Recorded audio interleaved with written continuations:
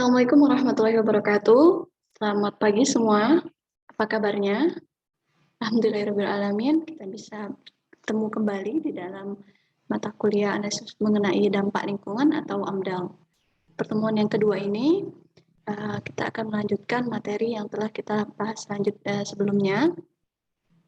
Sebelum kita mulai, terlebih dahulu kita berdoa menurut agama dan kepercayaan masing-masing. Berdoa dimulai. Berdoa selesai.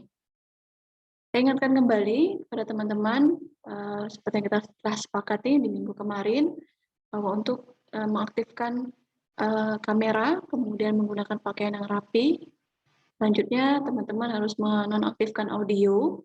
Jika ada yang ingin ditanyakan dan ingin berdiskusi, silakan raise hand terlebih dahulu. Nanti ada sesi tanya-jawab. Kemudian untuk keterlambatan sendiri, 15 menit, toleransi dari saya.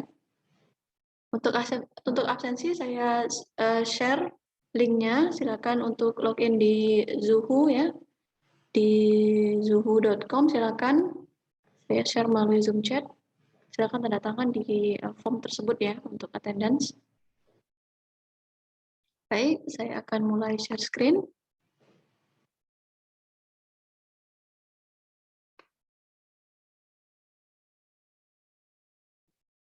Pertemuan sebelumnya kita sudah membahas mengenai lebih kepada kontrak perkuliahan, kemudian RPS, big picture dari AMDAL sendiri hingga nanti akhir perkuliahan. Nah, untuk pertemuan dan sedikit ya mengenai AMDAL dan lebih kepada perkembangan pengelolaan lingkungan di dunia, mulai dari protokol Kyoto hingga saat ini. Maka dari itu untuk pertemuan kedua ini kita akan fokus mengenai AMDAL, prinsip dari AMDAL. Oke. Sesuai dengan RPS yang sudah saya tunjukkan, maka learning outcome kita untuk pertemuan yang kedua ini adalah mahasiswa diharapkan mampu menjelaskan prinsip dasar dari AMDAL. Adapun untuk outline dari pertemuan hari ini, yang pertama adalah kita akan membahas mengenai definisi AMDAL, kemudian manfaat dan tujuan dari AMDAL sendiri, kemudian kajian-kajian dalam AMDAL, dan yang terakhir kita akan studi kasus. Baik, di situ tercantum, di dalam slide tercantum mengenai referensi yang bisa kalian gunakan untuk bahan bacaan. Sebelum kita lebih jauh mengenai AMDAL, saya tunjukkan terlebih dahulu beberapa artikel. Bisa dilihat di sini, teman-teman coba perhatikan. Ini adalah artikel yang saya ambil pada beberapa surat kabar digital. Kita lihat di sini ada konflik yang terjadi antara suku anak dalam ya dan perusahaan sawit, kemudian konflik petani dengan pabrik penyamakan kulit karena airnya tercemar, kemudian penolakan aktivis lingkungan ya terhadap AMDAL terhadap PT Tambang, PT yang di bidang tambang, kemudian ada PT TPL yang konflik dengan warga adat ya terkait dengan akuisisi lahan. Nah, menurut teman-teman ada yang bisa sharing pendapatnya mengapa hal ini senantiasa terjadi? Karena konflik antara masyarakat dan juga pemilik perusahaan ini merupakan cerita lama, sejarah panjang yang sampai saat ini terus terjadi dan belum ada solusinya yang signifikan di Indonesia. Menurut teman-teman, mengapa ini bisa terjadi? Ya, silakan Budi, hidupkan mikrofonnya. Baik, bagus sekali jawaban Anda. Sebelum kita akan membahas ini, saya ingin menunjukkan terlebih dahulu mengenai dasarnya bahwa setiap manusia, aktivitas yang dilakukan oleh manusia, ini akan memiliki dampak bagi lingkungan. Kegiatan misalnya seperti digambar, ada proyek, perusahaan manufacturing, industri, kemudian transportasi juga termasuk kegiatan yang dilakukan manusia akan memiliki dampak positif dan dampak negatif. Nah, dampak-dampak ini tentunya akan berpengaruh terhadap kualitas lingkungan, di mana perusahaan yang melakukan produksi, contohnya tekstil, mereka juga pada saat mereka akan membangun usahanya, tentunya ini akan mendatangkan banyak pekerjaan baru, membuka lapangan pekerjaan baru yang merupakan dampak positif. Namun di sisi lain akan muncul pada saat berjalannya kegiatan, pada saat ini membeli lahan untuk pembangunan, kemudian pada saat pembangunan pabriknya akan timbul polusi udara, kemudian pada saat berjalannya pabrik tersebut juga nanti akan dihasilkan waste atau limbah cair dari tekstil tersebut. Nah, hal-hal ini tentunya akan menyebabkan atau memiliki dampak bagi lingkungan yang bersifat negatif. Untuk itu, untuk mencegah terjadinya degradasi lingkungan akibat kegiatan manusia, maka stakeholder yang terkait, dalam hal ini pemilik usaha, kemudian masyarakat, dan juga pemerintah, ini harus melakukan atau harus mematuhi peraturan terkait dengan izin lingkungan. Nah, ada 3 sebenarnya usaha yang bisa dilakukan untuk mencegah kerusakan lingkungan. Yang pertama adalah pendekatan edukatif. Pendekatan edukatif ini maksudnya misalnya seperti ini, teman-teman misalnya pergi ke sekolah, kemudian seminar-seminar, kemudian menjelaskan mengenai pentingnya pengelolaan lingkungan, maka itu termasuk ke dalam pendekatan edukasi. Kemudian technological approach. Nah, pendekatan teknologi ini apabila teman-teman suatu saat membangun proyek, kemudian teman-teman membuat wastewater treatment agar air yang atau limbah cair yang dihasilkan bisa mengalir dan bisa kembali digunakan, maka itu termasuk dalam pendekatan teknologi. Nah, adapun administrative approach atau pendekatan administratif ini salah satunya adalah AMDAL, di mana pendekatan administratif ini akan meregulasi stakeholder di dalamnya untuk mematuhi peraturan untuk guna melakukan pencegahan terhadap kerusakan lingkungan. Nah, oleh sebab itu, isu-isu yang kita sudah bahas tadi sebenarnya bisa dihindari dari awal sedini mungkin apabila semua stakeholder ini benar-benar mematuhi AMDAL atau menjalankan bisnisnya sesuai dengan AMDAL. Kemudian apa itu AMDAL? Berdasarkan peraturan pemerintah nomor 22 tahun 2001, AMDAL merupakan suatu kajian ya, mengenai dampak penting dari suatu usaha atau suatu rencana usaha terhadap lingkungan, di mana kajian ini akan menjadi dasar atau menjadi persyaratan dari pengambilan keputusan yang dilakukan oleh baik itu pemerintah daerah maupun pemerintah pusat dalam memperoleh perizinan berusaha. Nah, oleh sebab itu, apabila teman-teman suatu saat ingin membuka suatu usaha, suatu PT misalnya, dan misalnya memiliki dampak yang akan memiliki dampak penting bagi lingkungan, maka teman-teman harus mematuhi perizinan berusaha, di mana salah satunya adalah izin lingkungan yang dinamakan dengan AMDAL. Nah, dampak lingkungan seperti apa yang dimaksud dengan AMDAL ini? Karena dampak tidak hanya dampak negatif ya, tapi ada dampak positif. Maka yang termasuk dampak lingkungan ini adalah seperti diagram. Di diagram ini ada perbedaan antara kondisi suatu lingkungan sebelum dan pada saat proyek dilakukan. Kualitas lingkungan yang dipengaruhi inilah disebut dengan dampak dari suatu usaha. Nah, adapun beberapa kriteria yang menjadi kriteria dampak dalam AMDAL antara lain adalah jenis dan sumber daya alam yang berubah ya. Misalnya berubah dalam hal lahan yang sebelumnya lahan rawa ditimbun. Nah, ini menyebabkan perubahan sumber daya alam ya.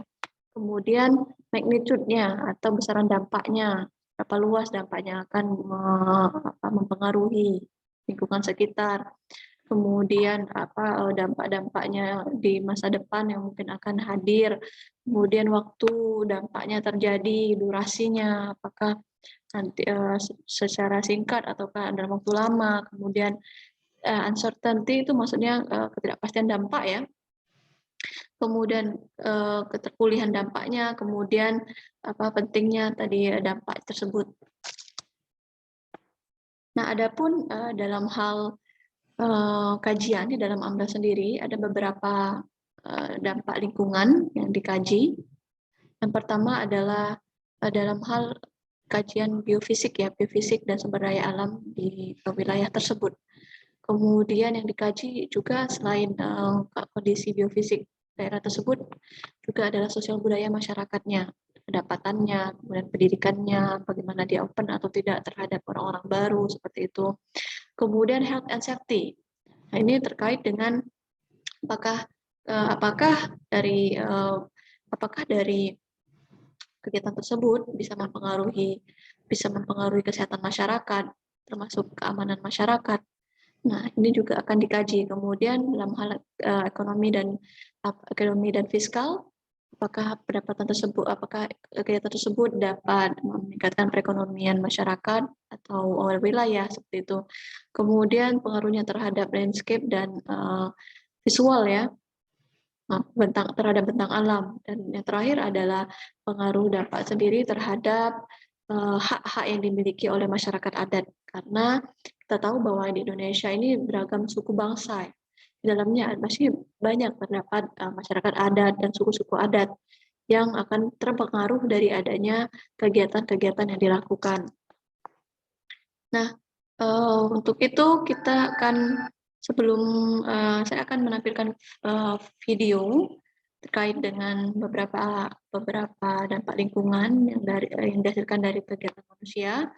Nah, dari video ini sambil kalian saksikan, kalian diskusikan juga mengenai apa sih peran AMDAL di dalam pembangunan berkelanjutan dan pembangunan yang ramah lingkungan. Nah, nanti kalian harus kumpulkan ide kalian atau opini kalian ke padlet.com ya. Nanti saya akan copy linknya dan saya akan share melalui Zoom chat. Silakan kalian masukkan ide kalian, pendapat kalian, dan kalian tuliskan di dalam padlet.com. Oke, saya putar videonya.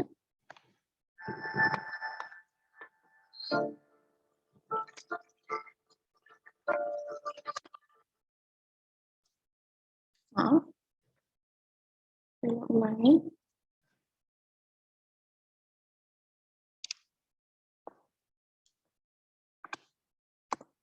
Mohon maaf videonya. Oke, terlewat sebentar ya. Baik, silakan disaksikan. Saya sambil jelaskan di sini ya, maksud dari video ini. Ini kita lihat bahwa bagaimana keindahan alam, sumber daya alam yang dimiliki oleh Indonesia yang sangat indah.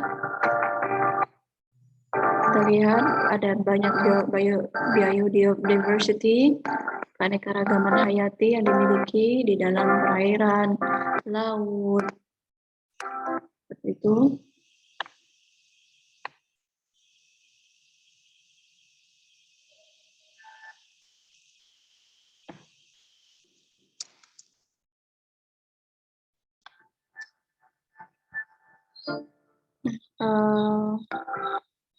Biodiversity ini kemudian akan terganggu akibat dari banyaknya aktivitas manusia. Salah satunya adalah deforestasi, kemudian pembangunan tambang.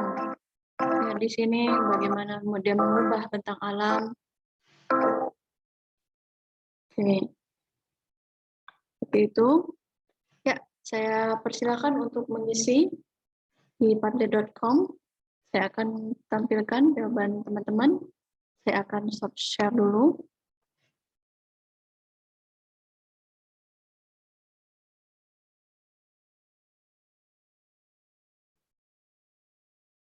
Saya akan share jawaban teman-teman.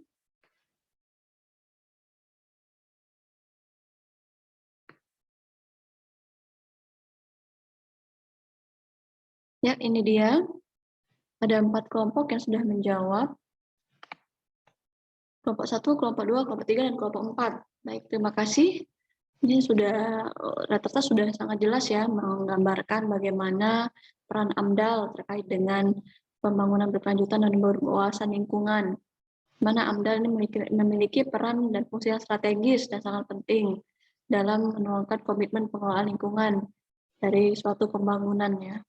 Dengan menggunakan prinsip-prinsip pembangunan berkelanjutan dan berwawasan lingkungan, maka kegiatan yang berdampak terhadap lingkungan seperti pencemaran ini dapat dilakukan upaya preventif. Baik, terima kasih atas jawaban teman-teman. Saya akan lanjutkan untuk menjelaskan mengenai materi selanjutnya. Baik. Selanjutnya adalah mengenai kajian-kajian apa saja yang akan dikaji di dalam AMDAL. Karena AMDAL adalah studi atau kajian, maka ada beberapa dokumen yang akan dihasilkan. Yang pertama adalah KANDAL atau Kerangka Acuan Analisis Dampak Lingkungan. Nah, KANDAL ini berisi adalah dokumen yang berisi mengenai kerangka acuan yang mencakup proses penapisan dan juga proses pelikupan di dalam AMDAL sendiri. Karena bentuknya hanya kerangka acuan, maka belum merupakan studi yang mendalam. Semua dampak akan diteliti dalam hal ini, baik itu dampak yang tidak penting maupun dampak yang penting, termasuk metodenya. Nah, apabila dokumen ini disetujui, termasuk juga nanti ada partisipasi masyarakat di dalamnya, konsultasi dengan masyarakat, maka apabila telah lulus dokumen ini, maka selanjutnya akan diteruskan dokumen ANDAL, Analisis Dampak Lingkungan. ANDAL ini berbeda ya dengan AMDAL. Jadi AMDAL ini adalah bagian dari dokumen AMDAL, di mana AMDAL sendiri adalah studi yang mendalam mengenai dampak penting dari suatu usaha. Jadi dari KANDAL tadi dipilih dampak-dampak penting, hanya dampak-dampak penting yang mempengaruhi suatu yang dihasilkan dari suatu usaha ya. Termasuk nanti metodenya di situ dijelaskan lebih lanjut. Kemudian yang terakhir, dokumen yang terakhir adalah RKL dan RPL. RKL adalah rencana pengelolaan lingkungan dan rencana monitoring lingkungan atau pemantauan lingkungan. Ini merupakan dokumen yang berbeda, tetapi satu kesatuan. Karena di dalam dokumen RKL sendiri, itu merupakan usaha untuk menjaga atau mengelola lingkungan dan nanti dilanjutkan dalam usaha untuk memonitor atau memantau efek-efek yang dihasilkan dari usaha tersebut. Nah, keempat dokumen ini nanti akan dihasilkan dalam studi AMDAL.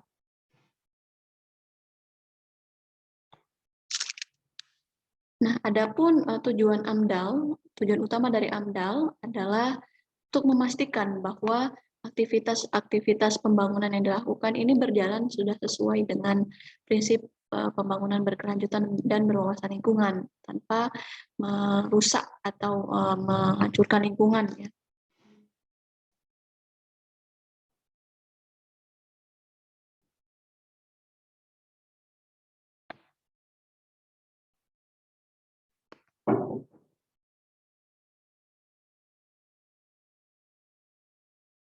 Baik.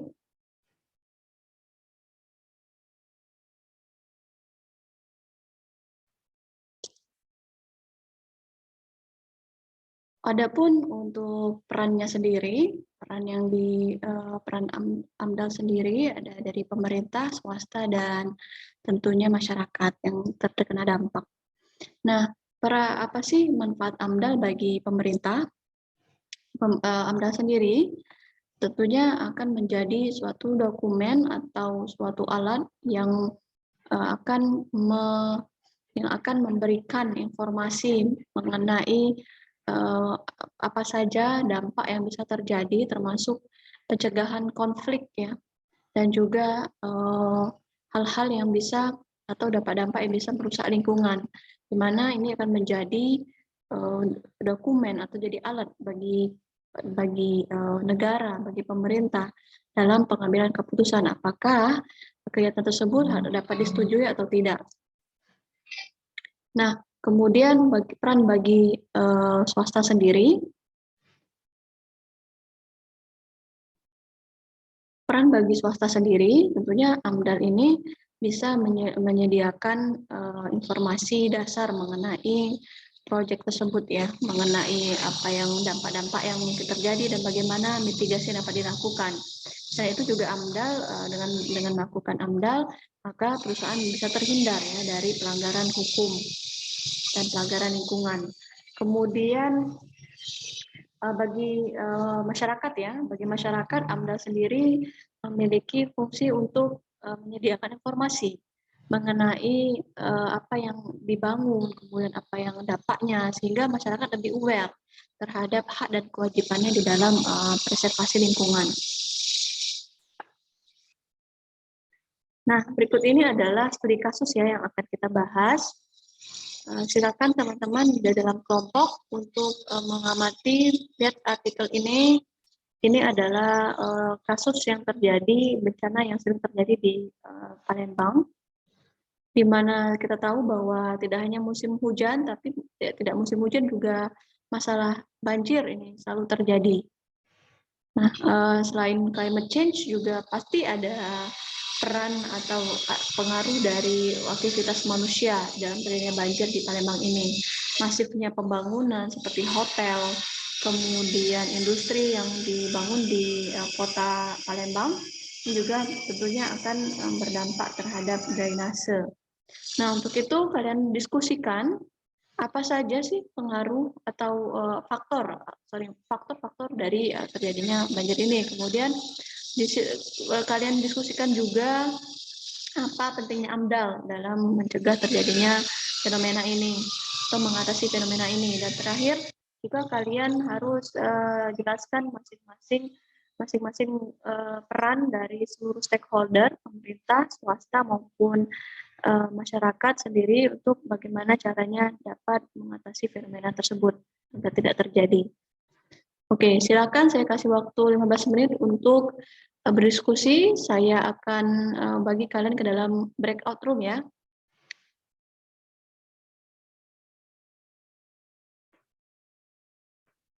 Oke.